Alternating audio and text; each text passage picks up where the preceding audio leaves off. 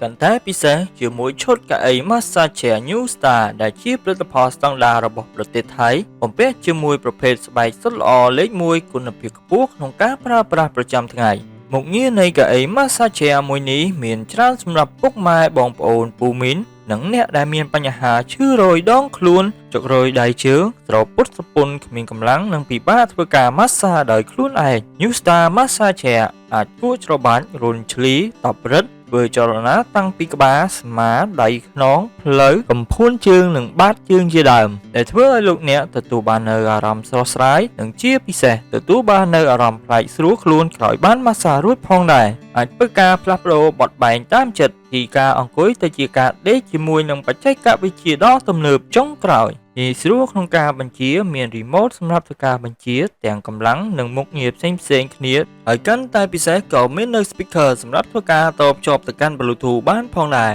ទាំងជាកាដូជូនលោកប៉ាអ្នកម៉ាក់លោកយាយលោកតាជាទីស្រឡាញ់ Massage Newstar មានការធានារយៈពេលពេញ1ឆ្នាំនិងរាល់ការជាវនៅផលិតផលរបស់ក្រុមហ៊ុន Newstar សូមលោកអ្នកទាំងអស់គ្នាកុំភ្លេចសួររកនៅប័ណ្ណធានាដើម្បីបញ្ជាក់ថាជាអវ៉ាន់សុទ្ធដែលចេញពីក្រុមហ៊ុន 100%នៅចាំមួយទៀតទំនាក់ទំនងកម្មងឥឡូវនេះនឹងទទួលបាននៅតម្លៃពិសេសជាមួយនឹង Newstar Massage បន្ថែមជាមួយនឹងសេវាកម្មដឹកជញ្ជូននិងដំឡើងដែលឥតគិតថ្លៃមានការធានាជួសជុលរយៈពេលពេញ1ឆ្នាំទៅលើគ្រឿងបន្លាស់ថែមទៀតផងសម្រាប់ការបញ្ជាទិញឬចង់សាកសួរពីព័ត៌មានលម្អិតផ្សេងៗសូមទម្លាក់លេខទំនាក់ទំនងរបស់លោកអ្នកទាំងអស់គ្នានៅខាងក្រោមវីដេអូមួយនេះក្រុមការងាររបស់យើងនឹងធ្វើការទំនាក់ទំនងទៅកាន់លោកអ្នកវិញនៅពេលបន្តិចទៀតនេះទទួលបានអារម្មណ៍កាន់តែស្រស់ស្រាយជាមួយនឹង Newstar Massage